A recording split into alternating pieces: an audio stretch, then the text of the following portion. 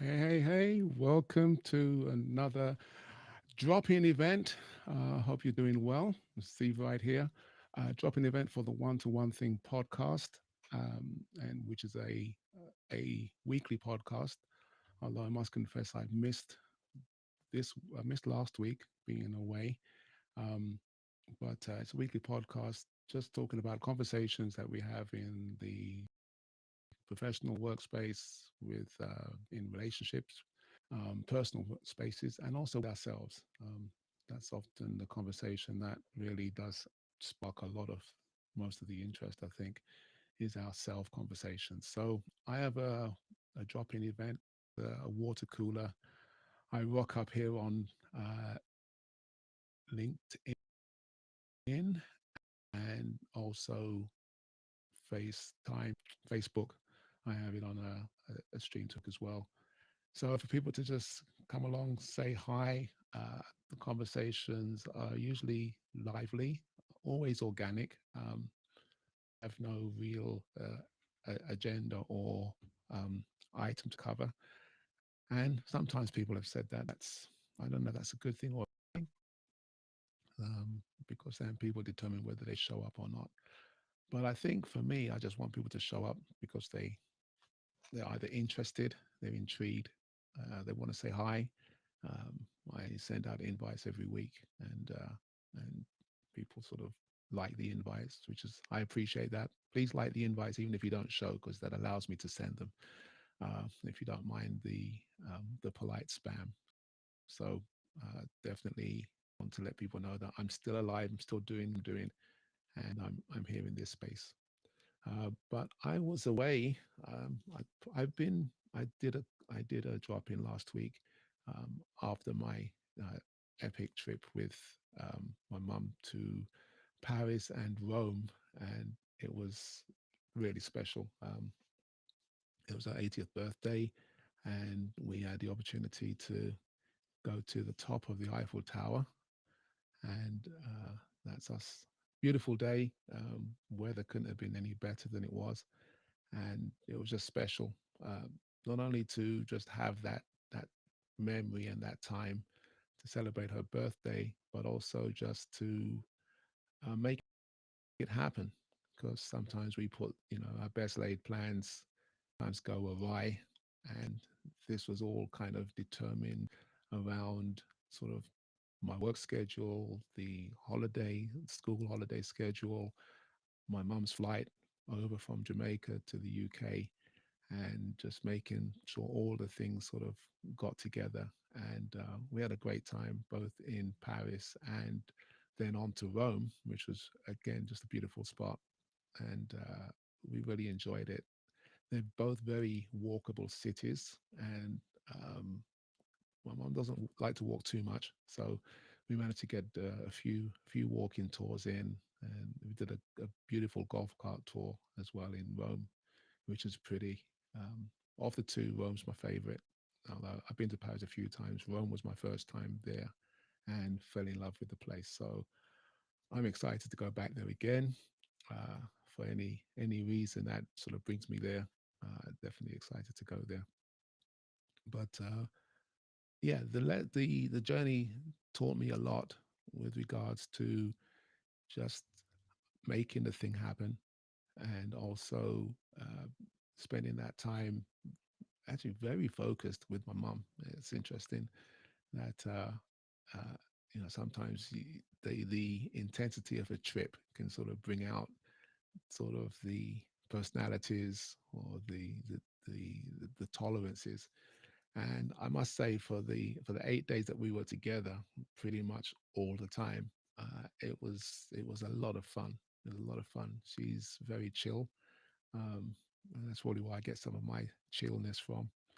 And although there were some frustrating things that went on, my Facebook account was hacked, which caused me a lot of sort of grief, just trying to get that sorted out and verify who I am and all that stuff. And then we had some issues with data on my phone, and that's you need internet when you're traveling overseas in a foreign country for sure, just to make sure you got maps and translate and all that good stuff available to you.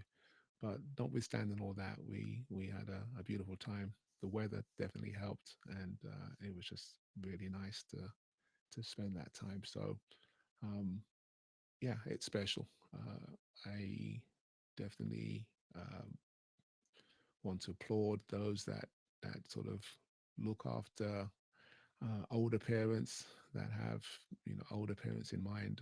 I've got some of my friends that have their parents up in the 80s and 90s, and it's special just to spend that time and to make those memories that really do kind of cement the relationships that we have. So great, it was a great time. Um, we didn't converse much, which is interesting as a person that is a conversationalist. But we just, I think there's a lot of times we were traveling, we just enjoyed being in each other's space, and the silence wasn't awkward or stilted or difficult. It was just a time to sort of acknowledge each other and be okay in our spaces. So that was very refreshing.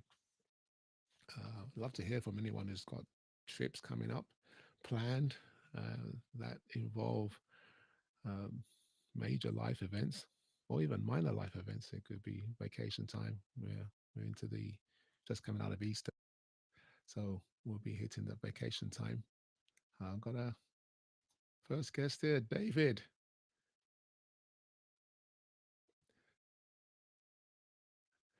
Mr. VD, how are you, bro? Let's make sure you can hear me. Can you hear me? Hello. Oh, it's a it's always coming on live. Don't let it phase you though. Just jump in when you feel the need to. David, are you there? Can you hear me? You can hear me. I can't hear you.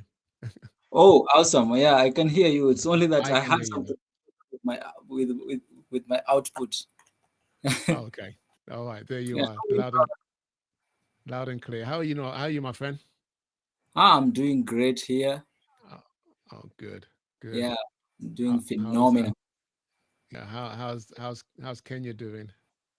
Oh, Kenya is fantastic. Right now we are in our rainy season, so here in our place, we are in the farms now putting the seeds.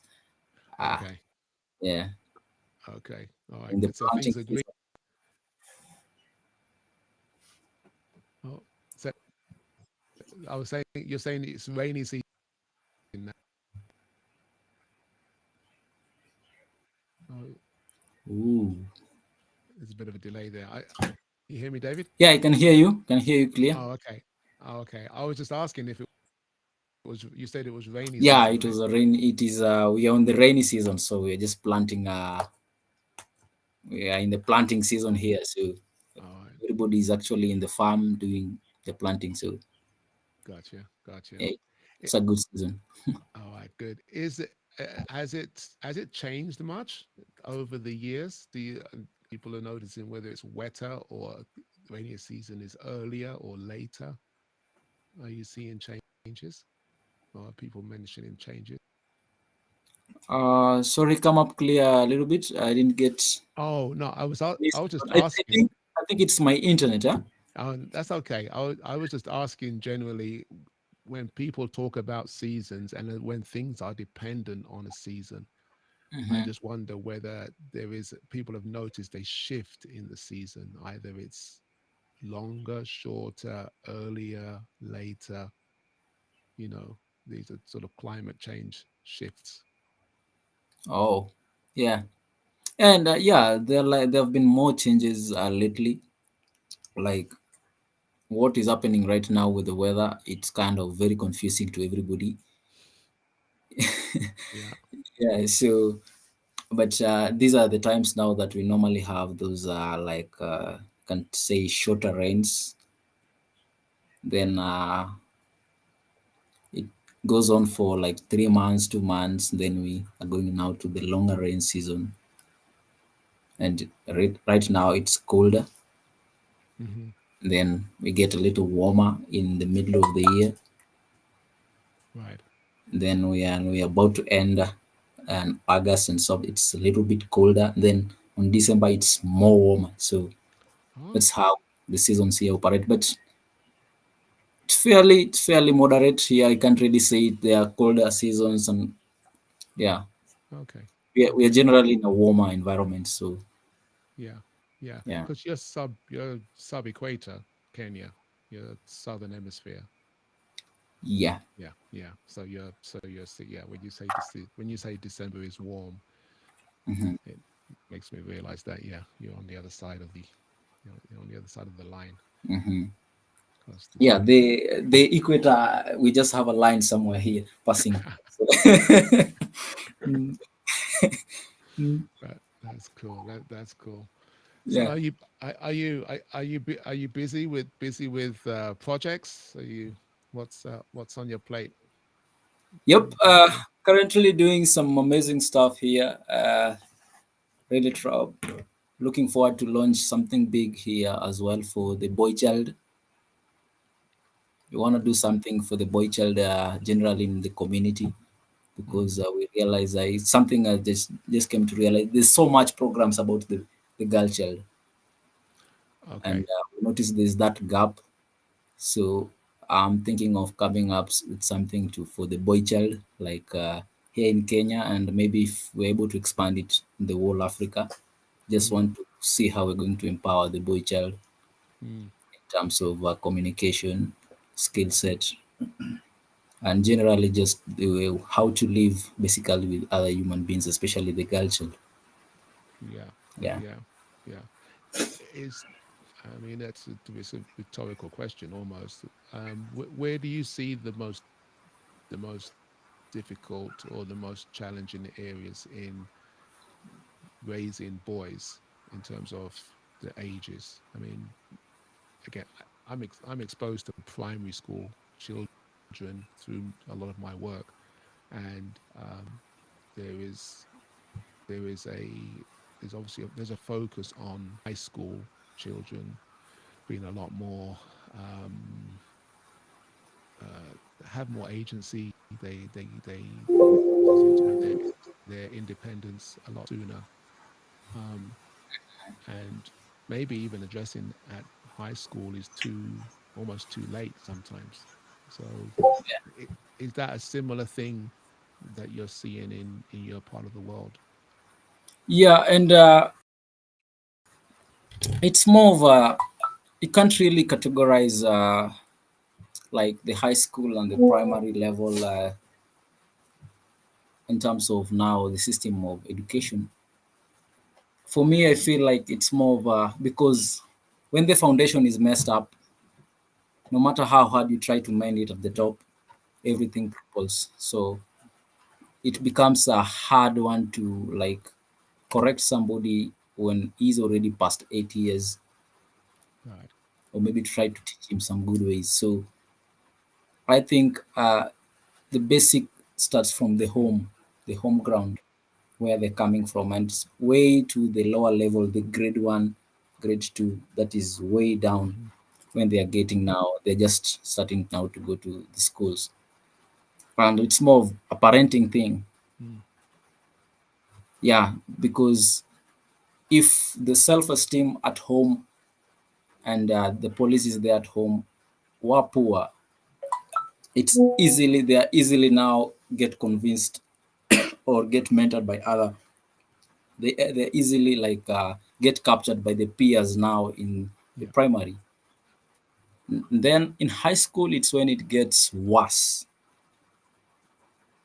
because they're kind of, the teenage is now kicking Mm. in, the adolescence and everything is now kicking in, and more exposure, more awareness of many other Mm. things. And they didn't have a solid foundation in their home. They got into the schools. Now they're in the high school, so the pressure is more. And then if when we and it gets even worse at the university Oh. level. So everything has been crippling from below. And I think it's because from the primary, from way below, they're seeing the way their parents are,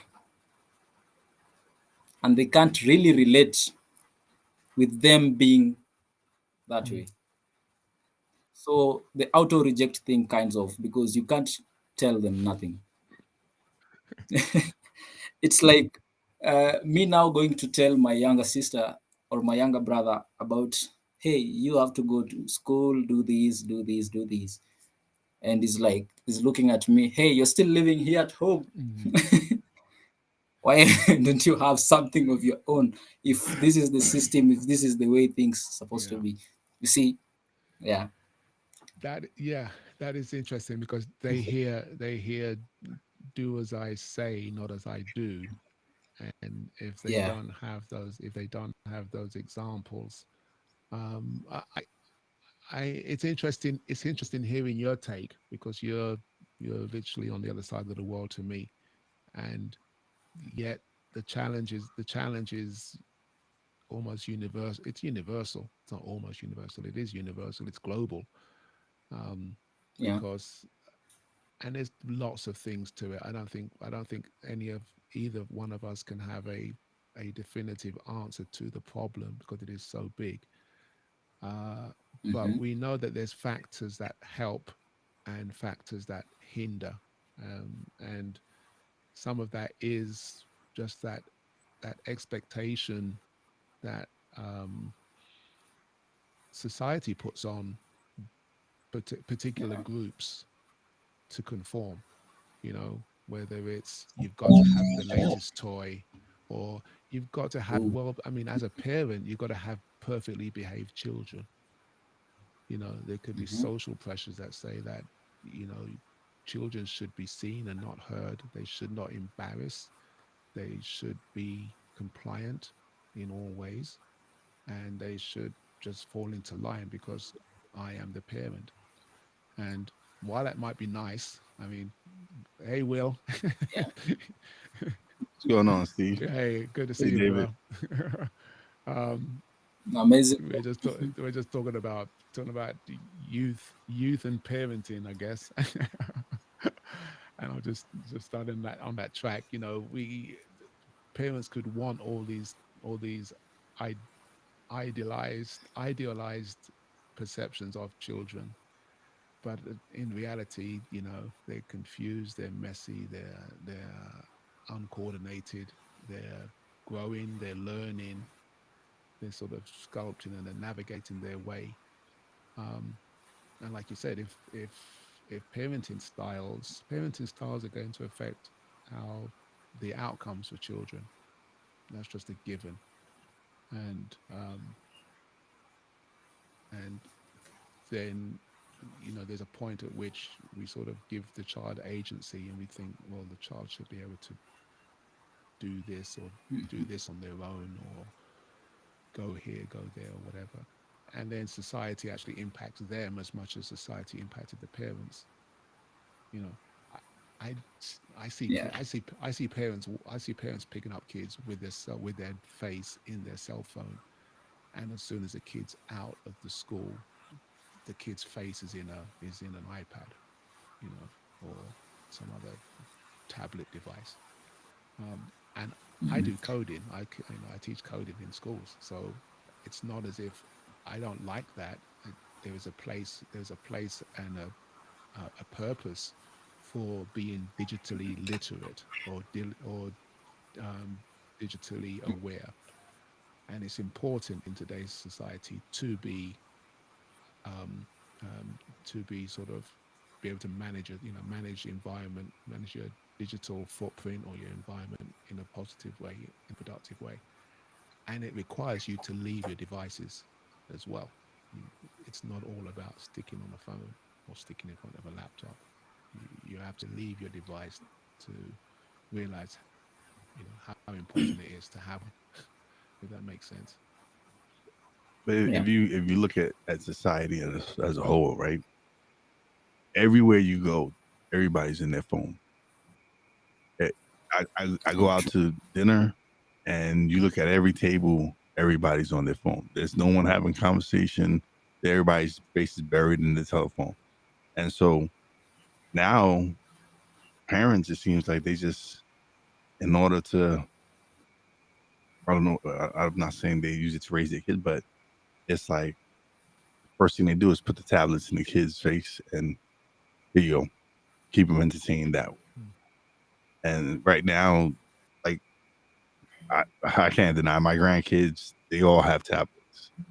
And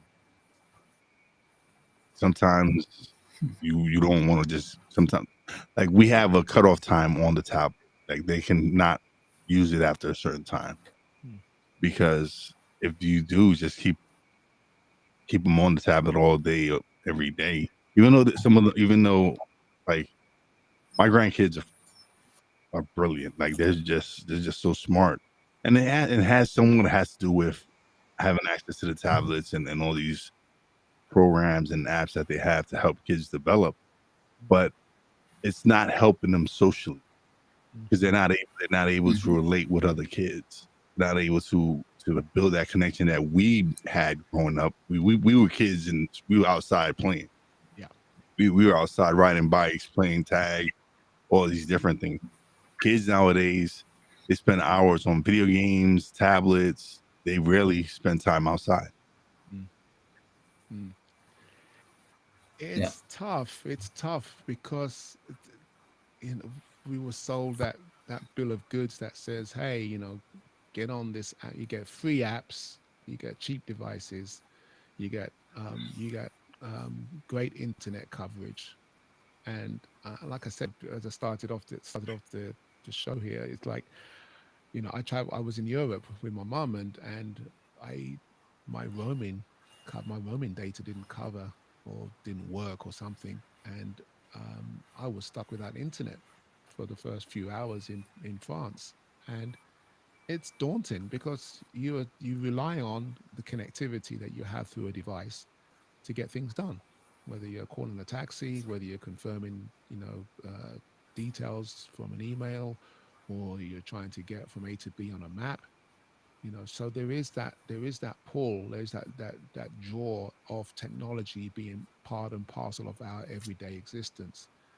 um, but we mustn't forget that we're people. We mustn't forget that we have a non-technical element to who we are that needs to be nurtured and needs to be encouraged. And if we're not doing it as adults, recognizing that, it's very hard for us to impart that onto children. If it's harder to have a conversation with a child, to keep them engaged with something that is pen and paper, or I Spy, or some little, some game that just allows you to interact with a child, if you're not willing to make that effort, and it's easier for you because you've got a deadline, or you've got something on your phone. And I'm not dismissing people who need to be on their phones or need to be on these platforms, um, to offset some of that effort or that work to a device. It becomes a bit of a slippery slope, I think, anyway. And if you don't catch yourself, you end up being succumbed to it. Whether you have time limits, or whether you make sure that kids are always on a device with another person. That's another great rule, that you're not on a device by yourself. So my first technology, we had to turn the TV off to play a video game because it plugged into the TV. So those things meant that it was a social event to be on technology. Whereas the shift now is it's an individual activity on technology, opening up one person to the entire world. Um, even if you scroll with a friend, it makes a difference because then you have a perception. You have somebody checking in with you, seeing what you see, being able to respond in real time to what you are, responding to, and that makes a difference. Um, Yeah, and maybe just to add on what you've talked, and I think for me, this has been the feeling of why everything is kind of sideways, is because none of our parents, for my case, were really interested in learning what is this about this technology. So now it's out here. We have learned it by ourselves from the outside, not really from our parents. So it's how to use it that has been the problem, because everything is outside there, but we don't know how to filter the good and the bad. We are just kind of consuming now everything.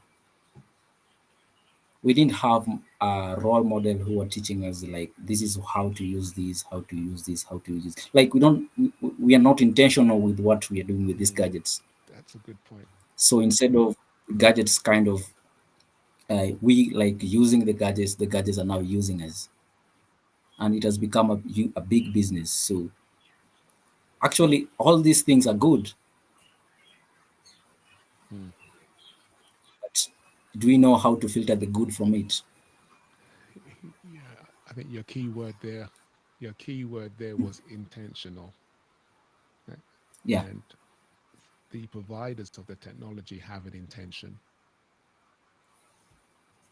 The Mhm. consumers of the technology, if they come to that technology without an intention, then it'll be given to them.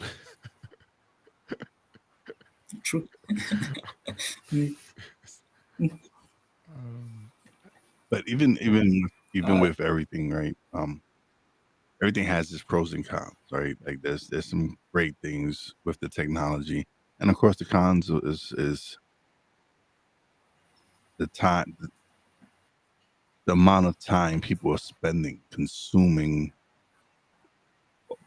all this social media and all these platforms, like doom scrolling through Facebook and LinkedIn and Instagram and TikTok. Like you have all these apps now on your phone, and if there's nothing going on Instagram, you'll go to TikTok. You don't go to TikTok, you go to Facebook. So it's like we have all these distractions, right?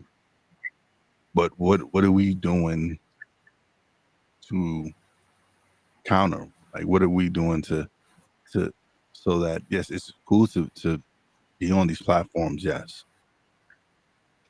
But how do we regulate that? How do we not spend so much time mm, scrolling and find something that's much more productive? mm. It- It's I'm not answering the question, but I'm actually adding a bit to that in terms of it is it is tough. It's the the sometimes the platforms have the disguise of being productive. I'm guilty of that. You know, I will research the tar out of something, um, almost to decision. So I've already made a decision, mm, but then I'll keep researching because the research is just another way of just scrolling through or delaying the decision. You know, and so it's some of it is really just recognizing that these processes are in play whenever you approach technology. They're absolutely in play. When I first started in tech as a as a systems engineer, I used to work on hardware because software mm, just did the basic stuff. It was crunching numbers or processing words, and that was essentially it. There was not much else going on. And then a lot of it was hardware related to make it work. We had disk drives the size of mini fridges, 300 megs on a drive the size of a cabinet. Um, and so there's a lot of things to do in the technology side. Components were discrete. I had a soldering iron, I had an oscilloscope when I went into an office to fix things. It was bizarre. Nowadays it's flipped. Everything's software related. The hardware is it's in the cloud. So basically no one cares about hardware anymore. They're always consuming. That shift means that there's not tangible to get hold of. There's information is nebulous. It's kind of it's fleeting and but it's fleeting, but it's tangible. It feels like something, even if it's just you're just scrolling and scrolling. So it's an mm, interesting shift in that respect. But um, if we don't have the intentionality, if we don't think about what we do when we approach it, then the the infrastructure will take over. The fact that you've got a handful of companies basically dictating what we see, how we feel, how we behave, um, over and above our neighbor. I mean, this platform is great. I'm on Restream. We're through the cloud. We're all on the internet. We're in different continents Yeah. on this call, 3 people. At the same time, we can dictate what the conversation happens between the 3 of us is. Mhm. And we can determine a level of connectedness, even though we're using platforms that are often seen as divisive nowadays. It takes one bad tweet, one bad message, and all of a sudden everyone's up in arms. So that intentionality is key. You've got to be mindful of what you're going into. And we're adults. We're adults making decisions to be here on this platform. Taking time, resources to be here. What would I be telling? What would I be showing my kids if they saw me on Zoom day in day out? A bit like the pandemic, right? People were locked in their homes a lot more, um, and they exposed how they live and work because they were doing both things in the same space. So it's important that we know, that we set good examples. So if you're going to use technology, try and find a good course for it. Um, find a way to not use it so that you can value it and you do use it. If you use it all the time, it's it's a tough one. Mm. Yeah, and it's a big task that we have now to do, like to put this out there, and because for me, like I can say, me and my tech skills is what I can say this is what is helping me, is what is now putting food in the table. But I see so many people, my friends, some of the people I see, like this is the thing that is totally wasting them. Mm, So you see, it's two sides. We're just using the same thing. What I'm seeing, it's actually a bad effect to somebody else, and to me, it's a yeah, positive effect. yeah, yeah, So it's about now that awareness. And yeah. How like a rhetorical question again? How important is in real life activities to you? Things that happen in your physical space. How important?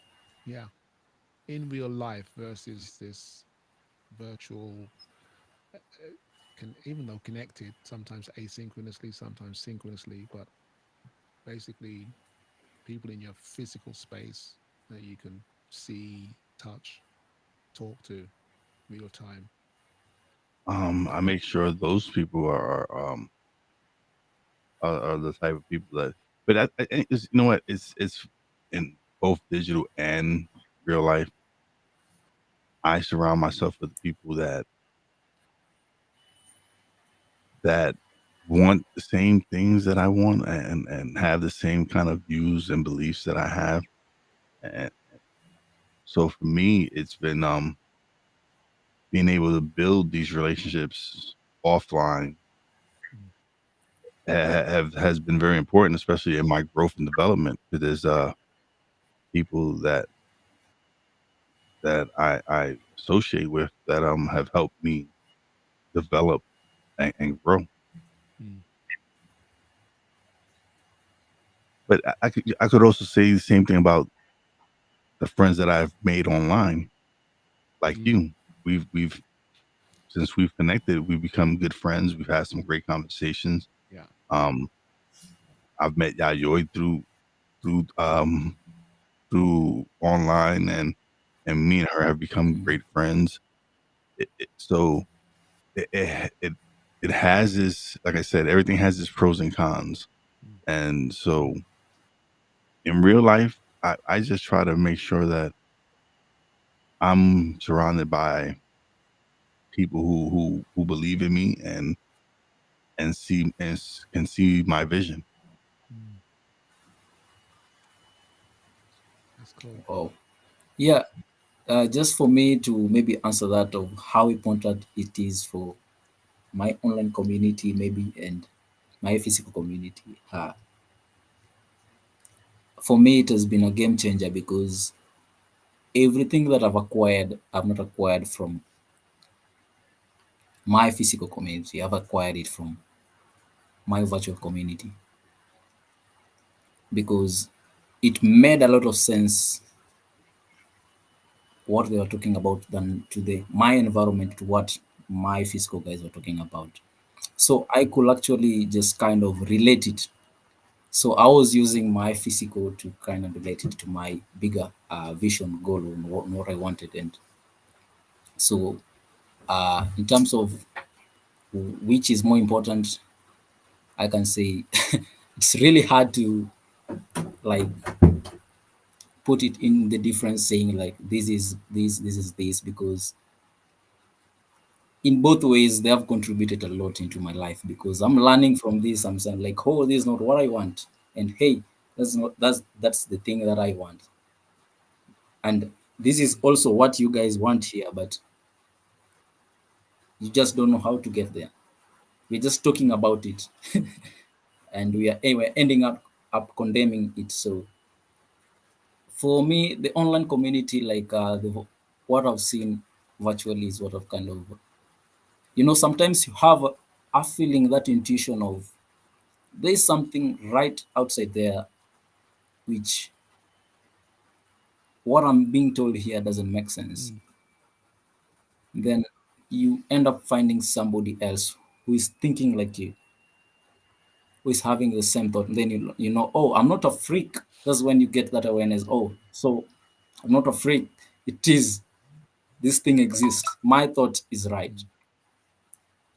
But when you're looking down where you are, your environment, you're like, everybody's seeing you as an alien, as somebody, hey, how are you thinking something like that? But when you now tune into something, certain people, and you're like, oh, so, and that is, I can say that is the advantage now of the global, like this digitization and everything, because you see the bigger picture of the world and you get to connect with people who are like-minded like you, and you learn a lot. You learn a lot from these other individuals. You don't just have like the people who have been complaining, I didn't grow up with a mentor, I didn't know to do this, I didn't want to do everything. Now it's outside here, like we're in the world of information. Mm. So the issue is only how to pick and choose what kind of information Yeah. you're now taking from outside here. So that is the, like, our generation is facing only that challenge of filtering down the information. But yeah, it's Mm. good. That's Yeah. interesting. Again, that's that intentionality and I will call it discernment. If you're not discerning, then either picking your picking your peers or surrounding, like Will says, surrounding yourself with positive people, um, then it becomes your discernment skill becomes tweaked. It becomes skewed. And I know for me, real life is really important. I moved to the States, worked in the States for a company. um, Pre-COVID, came back to the UK, worked for the US company. So I was working for a company that I'd known physically, in terms of met people in real life, and then went to sort of a virtual, a remote connection. There were people in my region, so we met. And I think throughout it all, the underlying theme is that you need both sides.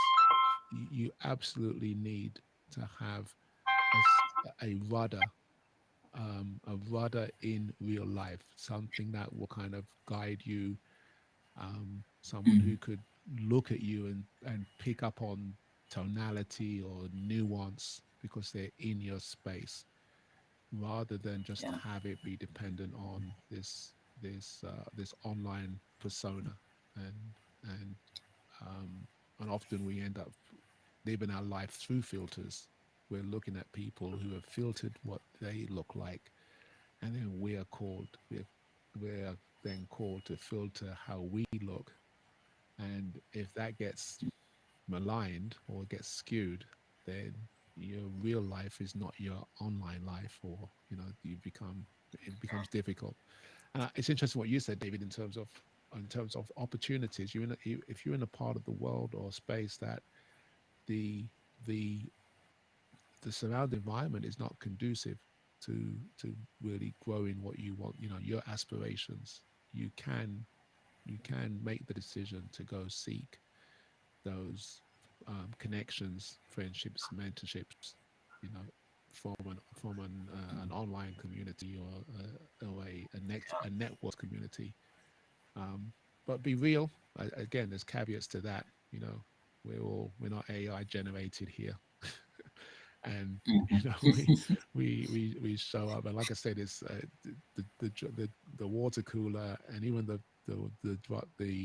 one-to-one thing podcasts are organic discussions, conversations, and really the art and skill of conversation uh, needs to be cultivated, and it starts in real life, because you've got to have those conversations with people that can see you completely, and then I think they translate to online, whereby you you show up reliably, authentically, consistently, and people will gravitate towards you as they see fit.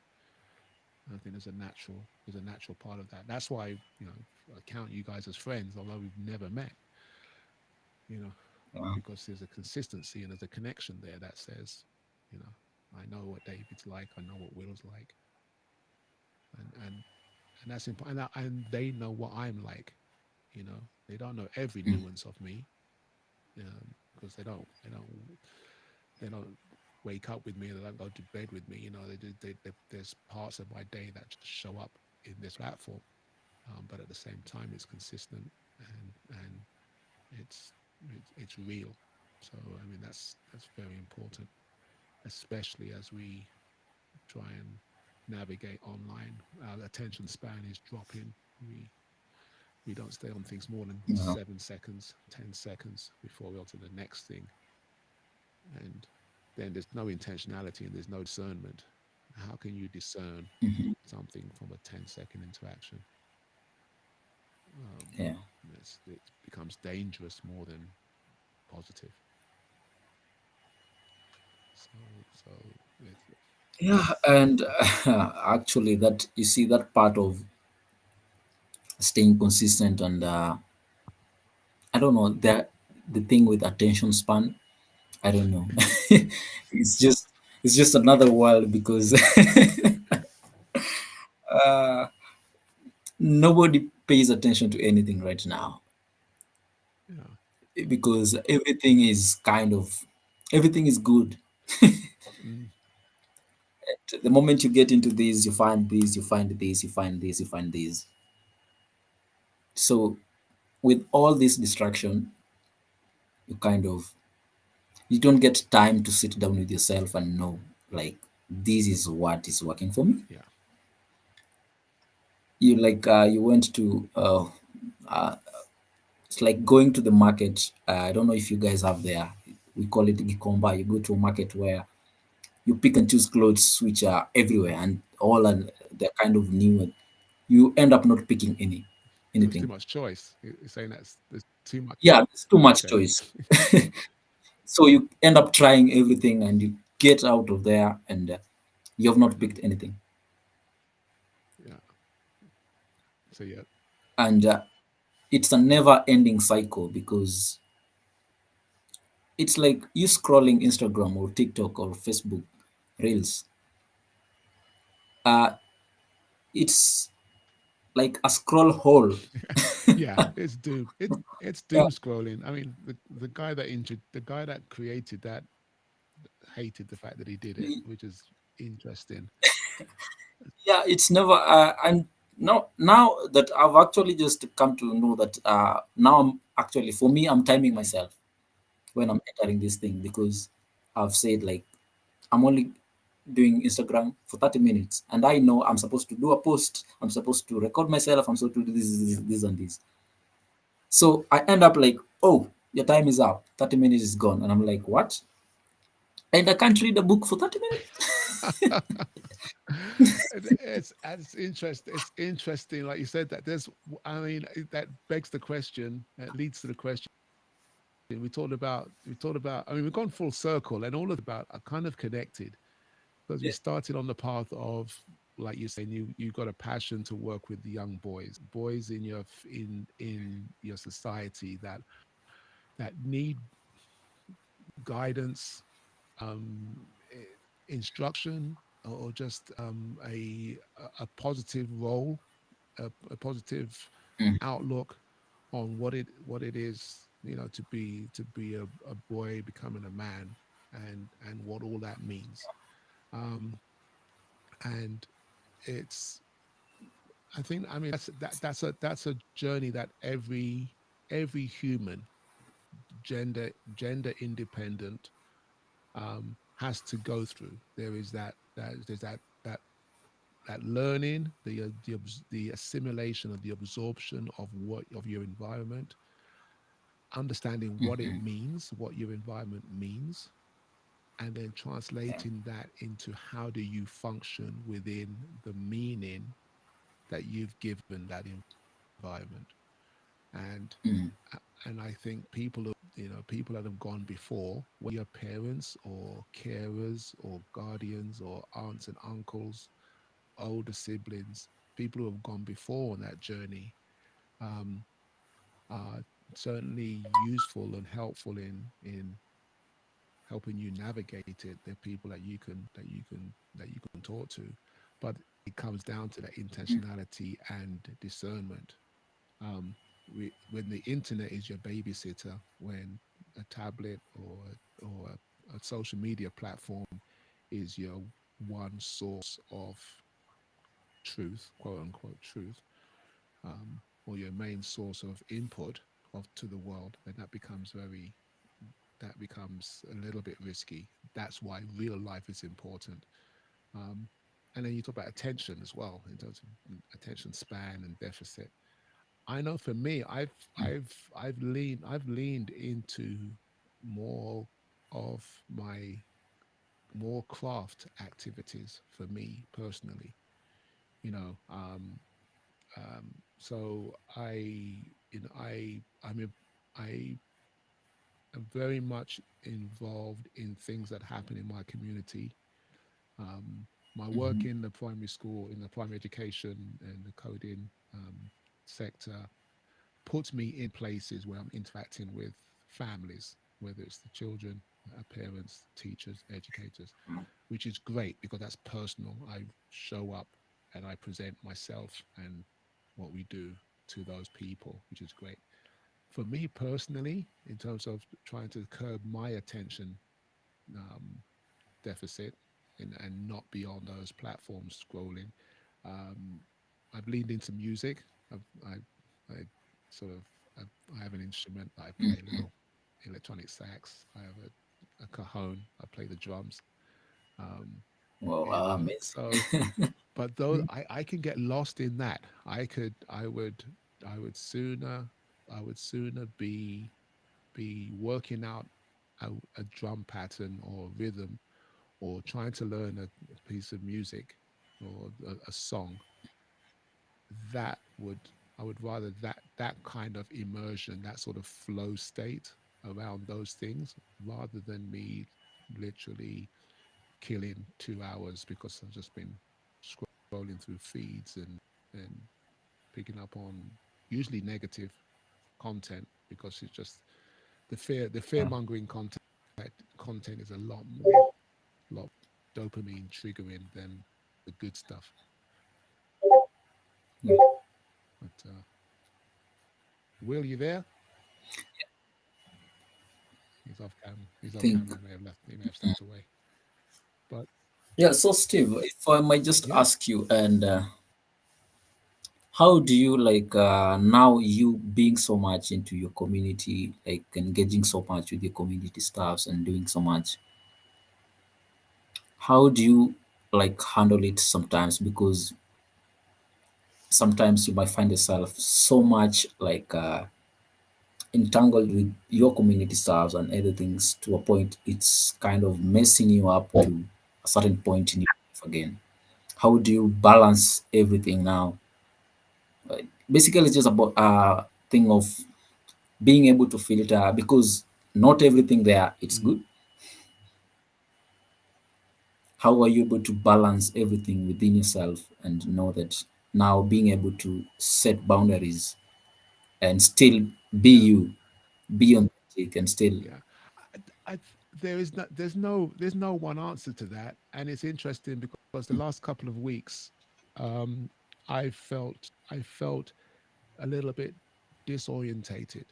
I'm out of my routine and comfort zone. My mother being here from overseas, the Mhm. our planning the trip that we took, and I keep harking on those things because they were big things that I wanted to get done. And I'm speaking with my coach on this, and um, we actually envisioned we okay, well, let be back. We actually envisioned what it would look like to achieve these things, and that process of envisioning or visioneering led us to the process. Mhm. Well, led us to the processes and the project that had to be put in place to make it happen, and it happened, and it's beautiful to see something come through. But there's a cost. There's an opportunity cost. There's a switching cost. There's always a cost when you do something, and I think Yeah. sometimes we've got to be okay with the cost. We can't be we can't Mhm. be we can't beat ourselves up about something costing us. That's why you always spend too much money on holiday, because you're in the place, you made it there. You know, you wouldn't spend this money home, but Mm. you're on holiday and you always, right. Yeah. But you've got to realize there's a cost to that. So to answer your question about balance, I think part of it is understanding that balance is never static. Mhm. For something to be in balance, it has to be moving. When you're Yeah. cycling, you have to cycle to stay up on a bike.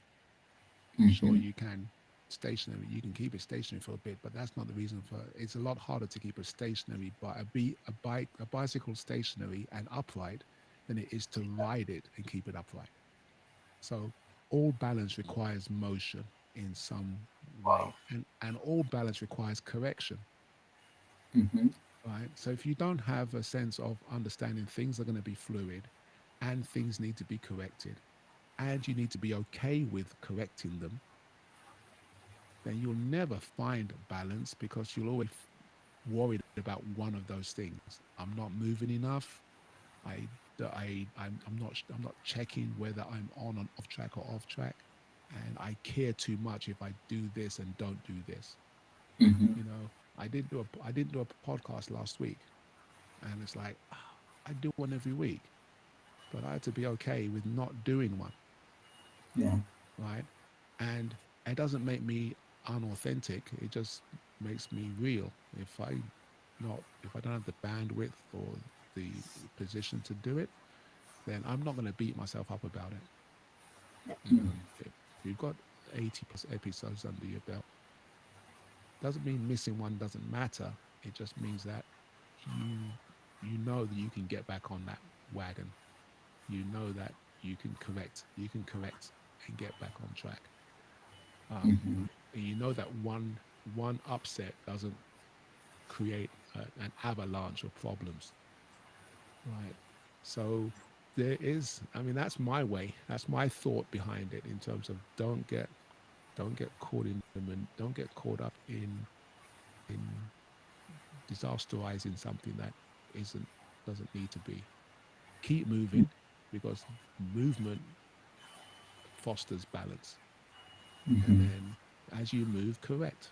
When I ride a bicycle, I love cycling, and you Mhm. ride through certain conditions, or terrain, or inclines or declines, and you change how you ride. You're always checking the surface, you're always checking your equipment, you're always mindful of other road users. You've always got things going on that you're checking, and before you know it, you get to where you're going, and you've had a good ride. So I think that's the key. Um, and those Oh, three things are different for different people and different circumstances. So mhm. Yeah, amazing. I love it. The part you're saying, keep moving, because I think absolutely, that is the goodness of life. Because you have to keep moving. Everything. you got to keep moving and make sure that you got feedback on where you're going. All right, Yeah. if you're moving in the wrong direction, get feedback and change it. I mean, Amazing. someone else shared with me again. Be okay with the change. I think it was one of my guests, Alexandra. She mentioned that about making decisions. We can take forever to make a decision, and then we make a decision, and then we feel like we are now, because there's sunk cost in making the decision, that we have to stick with it beyond its value. So, um, you know, I, Mm. I've I've gone to the movies. It's a classic one. I've gone to the movies, and there are some movies that I should have walked out of and not finished watching. Mhm. Right, but because you spent the money, you're in the theater. It's a dark room. You don't want to get up in the middle of a movie and leave. You feel obliged because everyone's sitting there watching this thing. But they weren't good movies. I mean, I wasn't offended. It's just I just didn't. It just wasn't a good movie, and um, uh, the friend I went with, we both agreed that we should have left, but neither of us did. We could have gone sat in a bar or at a drink. We could have used Nobody that wants time to a bit more decide to that. go. So don't be afraid to change a decision if it serves, right? I mean, Yeah. that's part of the movement, right? That's part of the discernment. Um, it's Mm. important. Yeah, it's amazing. It's amazing how you brought up the part of decisions, because actually that's the part that I'm really working on right now. I've even been advised to. I'm now studying Think and Grow Rich Chapter 6 Decisions, because I don't know if it is something from our childhood. We never want to be in charge, Mm, because you don't want to be put accountable for the things you decided. So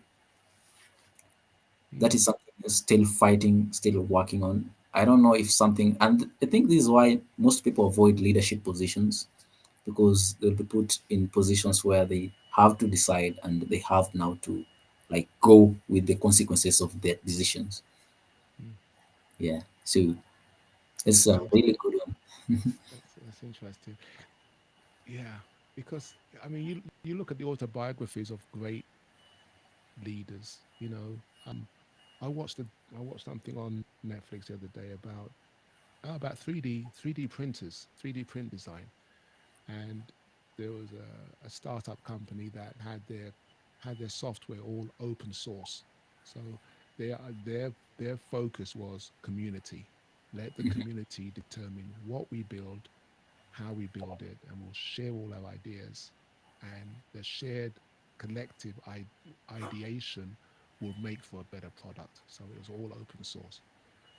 Um, and that went well for part of the company's growth, and then they switched to closed source where they made it, and then they went through another round of growth and venture funding, and then they were on the on the radar to be acquired, and then that's a whole nother level of of decision making and leadership. People come into spaces. I think part of the fact that we don't lead, um, part of the challenge of lead is what it does to us, not even the people that follow us. Hmm. You know, and I say that story because people recounted about the person who was in charge of the company from when it was a startup to when they got acquired, and then he I don't know, he got bought out or left the merged company when they merged to a major. to a big company. Um, what it does to the person on that journey is is as powerful as what it does to the people that that person leads. And that's Mhm. part of the fear is that I make a decision today and I'm the only one. If I'm the only one affected by it, then I still have the challenge of looking at myself and thinking, am I changing for the good or the bad? Is this change going to be important for me down the road? Is people are people going to look at my decision or my change of decision negatively? Are they going to view me differently because I've made a decision? But that does it matter how they Yes, view you? yes. Like that does like for me personally, I've come to the realization that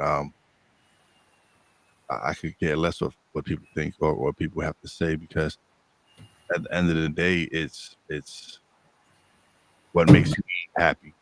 So my Yeah. decisions, I base them on if it's going to benefit me, if I'm going to be satisfied with that decision. I could really, yes, there are people out there that their opinion does matter to me, Mhm. but for the most part, I could care less about what other people think. Like Yeah, it doesn't. yeah. 'Cause it's bad enough that I'm in my own head Stuck in your mind. Plot critiquing twist. myself. Yeah, it's bad enough that I'm already hard on myself. I Yeah, don't Yeah. need people's opinions and voices in my head, because my voice is loud enough in my head, and we are our biggest critics. We are our biggest pain. Like there's nothing anyone else can say to me worse that than me. Yeah, I haven't said to myself. yeah. Mhm. Yeah, I Yeah. agree. The thing is, I agree, and at the same time, the context in which I say yes, other people's opinions or how it looks to other people matters is when the action that you're taking or the path that you're directing is for the benefit of others because it's important what they how it's perceived and how it's delivered and presented to those people that are either under your charge or under your care.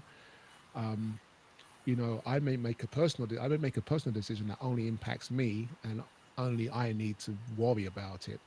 I may be making a decision that now has a knock-on effect to a business or a community or even just a reputation. I can't. I don't want to do things that brings my business into ill repute. Yeah, And I can't go around sort of saying I don't care what people think of me, but but separate me from my company. And that doesn't always work, because people buy from brands that they like, and often brands have a figurehead or a face to it. Steve Jobs is always touted as he's the most quoted, visionary leader out there, I guess, in recent times. Yeah, he was a bit of a. I probably wouldn't have him look after my kids, or I may not spend real time with him because he may just have a personality style that just rubs me the wrong way. Elon Mhm. Musk, it's classic. He was poster child until recently. Now he can say what he likes, but what he says matters. Um, whether he thinks about it or not, um, we don't know. We're not in those circles. That's why in real life it's important. That's why that sense of I know I care less about my online persona to the degree that I'm my own biggest critic. They can't be bigger critics than I am. So I've got that side covered. Thank you very much. I yeah. rock up on this thing every week, all right? And I'm nervous if it's 4:30 knocks and I press live on a live. I've got butterflies every week. This doesn't get easier, Mhm. you know. Yeah, I mean, Will's smiling, man, because he, Because because from I'm it gets easier because I remember when I first started, it wasn't easy. It wasn't easy for me to press record and go live, or it wasn't easy for me to release my podcast or do whatever I was doing. Because again, I was in my head Yeah. making excuses to why I shouldn't release my podcast or why I shouldn't go on live or all these different excuses. So it took me to finally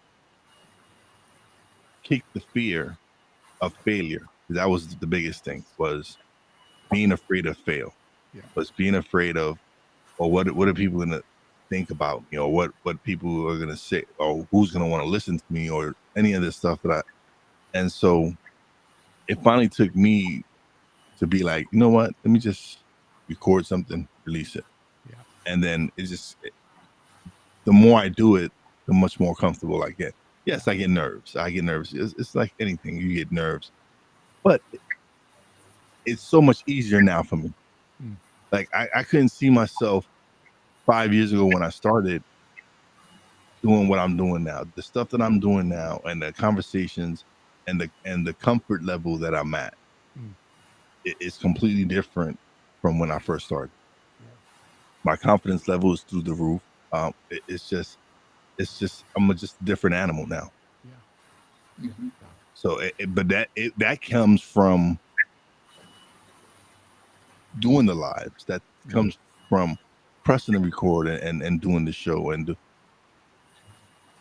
I tell anyone, if when I this wasn't my field, this wasn't my lane.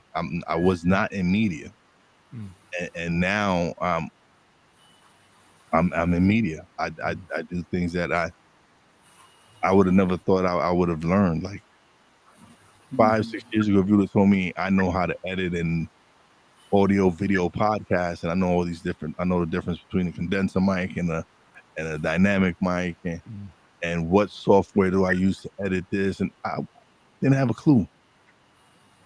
Mhm. But once I gained that confidence and I realized that this is what I wanted to do, this podcasting was where my heart was, Mm. then that's when I really dove right in and started learning these things, started Yeah. building myself up, started growing and learning. And since I started the podcast, I'm realizing more and more that this is a lifetime thing. Learning and growing is something you do every day. Mhm. You don't stop. Yeah. And so for me personally, I just want to continue to just be able to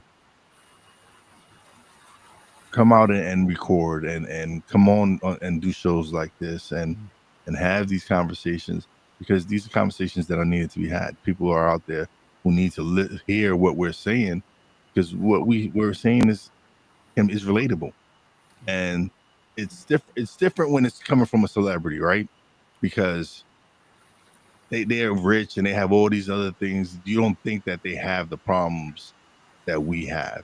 So when you get the information from someone more relatable, more that you're like, okay, I can understand where he's coming from, or where that person's coming from, because they're real people. Mhm. And that's one thing I love about independent podcasters, is the fact that you get to really connect and know these people, and the fact that they're letting you into their lives by doing their shows and doing what they're doing. It's like it's relatable. You can tell when someone is being authentic. You can tell when someone is being real. Yeah. And so I don't really watch celebrity podcasts, because I can't. There's nothing that I feel that's relatable, because they have this big machine behind them. They have all these different things. Whereas I'll come and I'll watch Steve every week. Mm. I'll, I watch if, you too. even if it's 15, 20 minutes, 25 minutes, whatever time I have to sit down, and I prefer to spend it watching someone I know is sincere and authentic and is truly wanting to help people. Mm. Mhm. That's powerful. And you know what, Will? I mean, what you said there in terms of being the relatability. And I wrote down, I've got four things that written down there, four keywords: intentionality, discernment, movement, and the long game. And what you mentioned there in terms of being years in this and still seeing years more to do. You've not arrived. And Yeah. that's the beauty of picking the thing that is going to be your long game, because you you don't have to it goes beyond the attention span. Mhm. It goes beyond the shiny object. It goes beyond it goes beyond no one listening to your first 10 podcasts, right? Yeah. So you've got to get because people go, episode 3, I'm out of here. I'm like, dude, I mean, um you know i, I could have done that. And it's kudos to you, because you were the mentor that was further down the road. When we met, it was your relatability and you being that little bit further ahead, and you being open and showing up, at the networking things that we were at. And I said to myself, I mean, from the first time you jumped on a call, I was like, I got to get, I was like, I'm Googling this guy, man. I'm stalking him. I'm ready to stalk him. Because it was relatable, right? And you delivered. To be honest, I mean, all the time I've known you, it's been almost a couple of years now. Yeah. Right? Um, it's it's been it's been genuine, consistent, relatable, and real. And that's a long game. For me, that's a long game, right? I can't see us not being friends. I can't see us not being friends in a decade, Yeah. right? That's how it's not like, oh, I've got to work Will until I've got what I need from him, and then I've got to move on to somebody else. No, It don't play that way.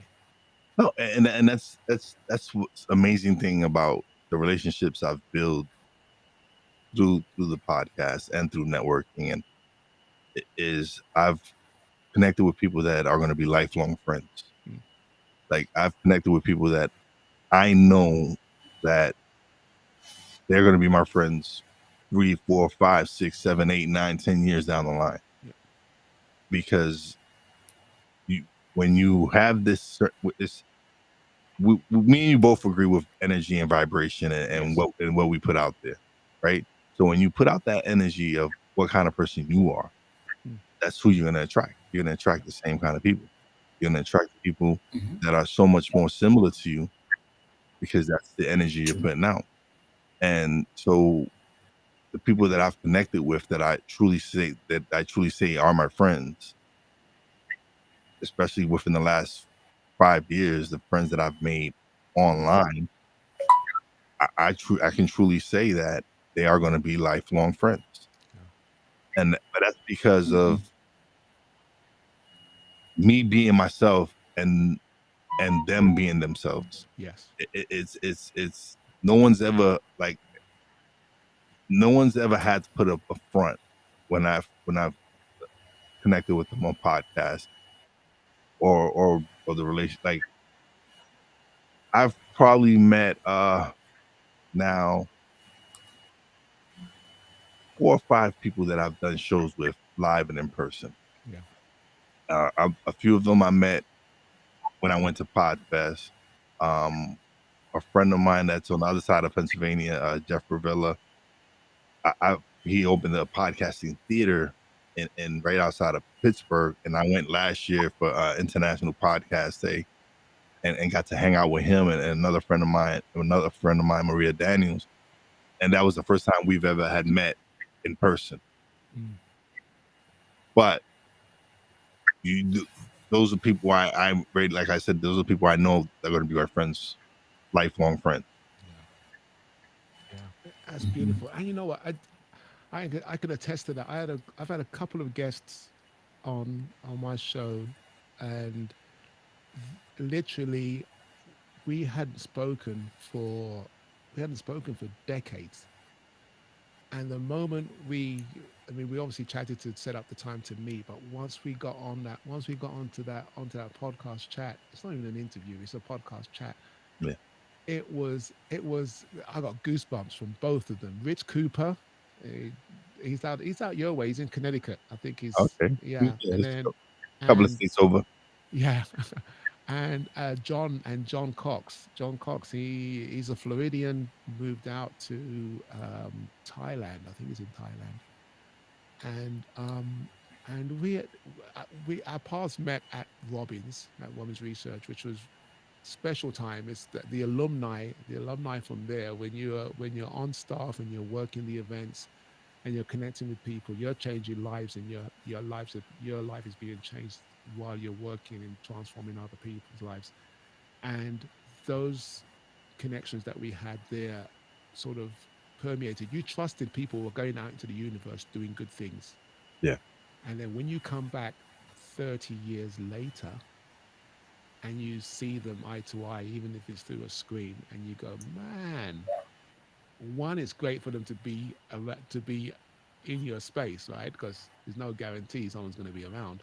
Yeah. And we've got some amazing people along that journey. But to have them there in that space, and then to have that connection that says you see them play the long game, they see you play the long game, Yeah. you know, Mm. and Yeah. that's special. That's so special. But yeah, intentionality, discernment, movement, and the long game. How do you get that into kids, especially young men? David, that's your task for another episode right there.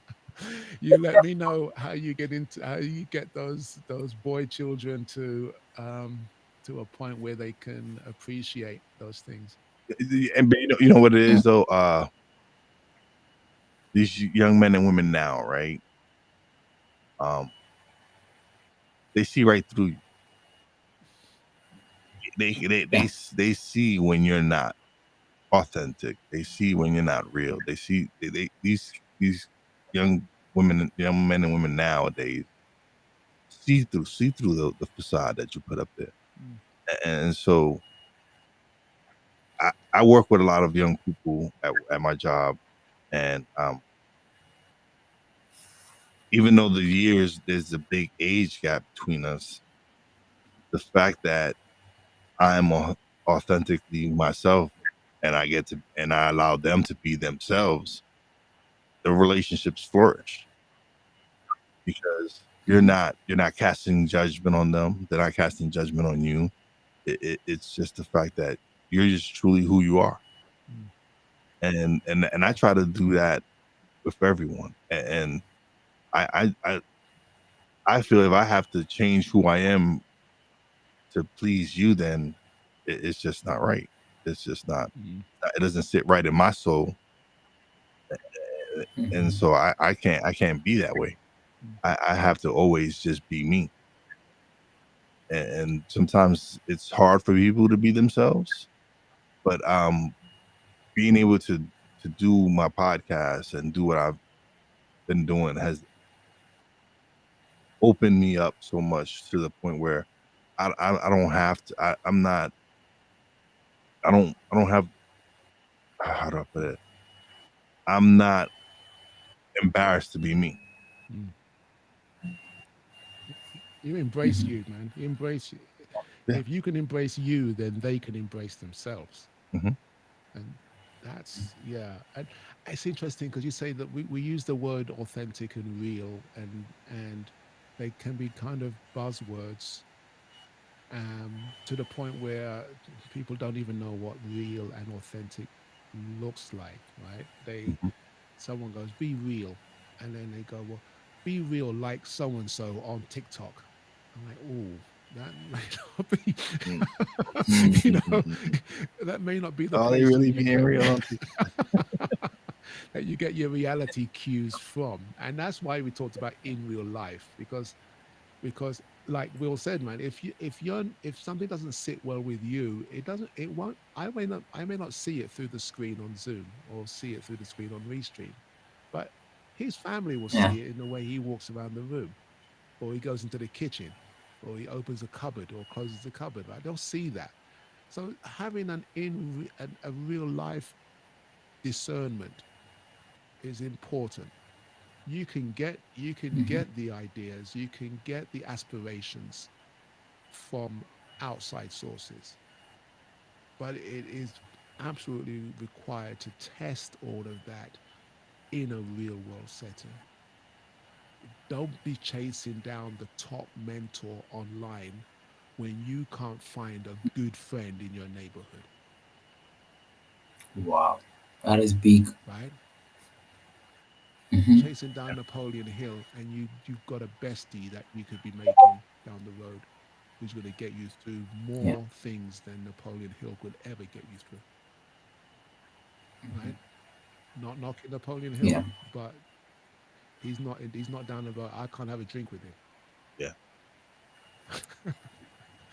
You know? So, so yeah, it is. Yeah, finding out what's real, and then, like you say, working with young people, what's real for them, because our reality. I'm too old to have the reality of of a young person, and I have to recognize that I don't have their reality, and my reality is not for me to force onto them. You know, in some Hmm. ways, I have to be open to hear what they think is real, and then help them to be open to express to me what is real, right? Yeah. Rather than me sort of say, "Oh, I know better. I'm old. I'm your elder. I know. I've been around all these years. You should. You ought. This is what you. This is what you've got to do." And like you said, people look at you and go, "You ain't doing it. So why should I do it?" So Yeah, I have some brothers. That one was big actually, and it was directly for me, and I didn't love it. And this is why I was just having a conversation with one of my guys here, and he was like pushing me to do something. I was like, no, I haven't do it yet. So how can I go outside there and start telling people to do it? So I have to do it first. I have to experience it first for me to be able to go outside there and teach people and tell them this is the process. and that's fine, and and show them warts and all. I think that's the thing. You don't have to show them every scar, but don't make it easier than it. Don't make it look easier than it is. Like I said, I rock up every week on this thing, and yes, it does. To Will's point, it does get easier because I rock up every week, and it only Yep. gets easier because I rock up every week. All right. It doesn't belittle there's a lot of things psychologically. You walk up, turn on the camera, and you hope someone's going to jump on the call. There's no guarantee. I can't force people. They're not paying to be here. I'm not paying to be here. It's costing me to be here, right? But at the same time, all of that falls because all I need is one nugget, and I've had more than one nugget from both of you guys today. That says, you know what, it's worth it. If if we were in the same neighborhood and we were kicking it at a basketball field or at a at a barbecue, it's a water cooler, right? This is what it's about. You you bring as much as you want to get. You know, um, Yeah. people who show up Yeah. only to get and not bring anything, they're not gonna. That's not the long game. That's not the long game at Uh, all. Guys, speaking about the long game, we've been on for an hour 20 hour 20. I try and keep I'm cool. I'm cool with running it, but I do have a hard stop at top of the hour. And it's getting well, it's afternoon for Will, and it's evening for you, right, David? You're ahead of me. Yeah. yeah, it's Yeah, you're an evening. hour ahead of me, Mm. and Will's a few It's behind. almost 6 minutes to Yeah, 8. yeah, 8. Yeah. I'm 6. So two ahead, and you're 5 behind, right, Will? Yeah, it's gonna be 1 o'clock. Yeah. Yeah, yeah. There you go. All right, guys. I love you guys. Appreciate you, man. Um, Always special. And thanks for your insights and your nuggets today, man. I really appreciate the water cooler. And for those watching, catching the replay, check out Will Stuck in Your Mind podcast. I'll give him a shout.